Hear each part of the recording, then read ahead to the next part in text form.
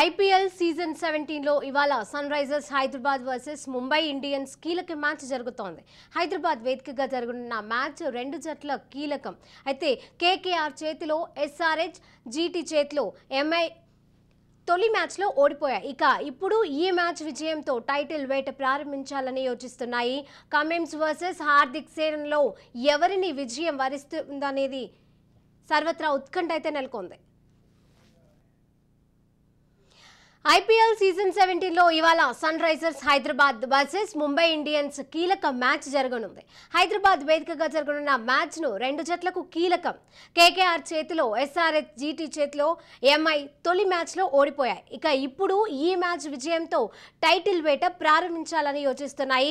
Cummins versus Hardik సేనలో ఎవరిని విజయం వర్తిస్తుందా అనే దానిపైన సర్వత్రా అయితే ఉత్కంఠ నెలకొంది. ఇక ఇదే అంశానికి సంబంధించి మరిన్ని అప్డేట్స్ మా ప్రతినిధి మానస్ లైవ్ ద్వారా చేస్తారు. మానస్, శిరీష, మనం చూసినట్టయితే Hyderabad Uppal stadium IPL season 17కి సంబంధించినటువంటి మొదటి మ్యాచ్కి పూర్తిగా ముస్తాబైందని చెప్పుకోవాలి.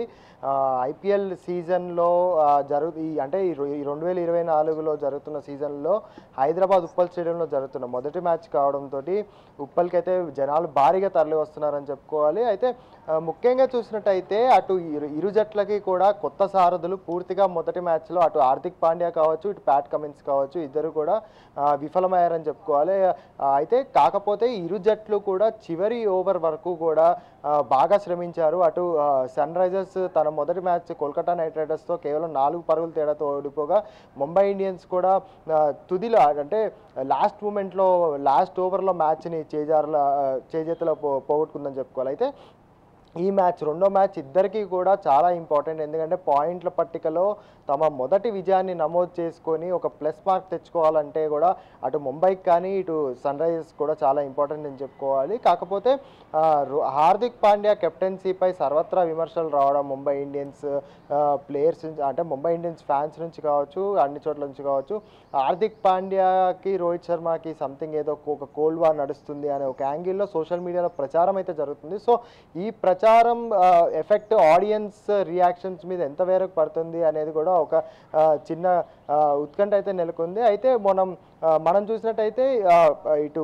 పోలీసు కూడా గట్టి బందోబస్తును అయితే ఏర్పాటు చేయడం జరిగింది. సుమారు 2500 మంది పోలీసులు ఉప్పల్ మ్యాచ్కి పహారా కాస్తుండగా మరోవైపు ప్రభుత్వం కూడా ప్రత్యేక బస్సులను ఏర్పాటు చేయడమే కాకుండా మెట్రో సర్వీసులను కూడా అర్ధరాత్రి 12:15 వరకు కూడా మిడ్నైట్ 12:15 వరకు కూడా మెట్రో సర్వీసులు ఈరోజు నడవనున్నాయి.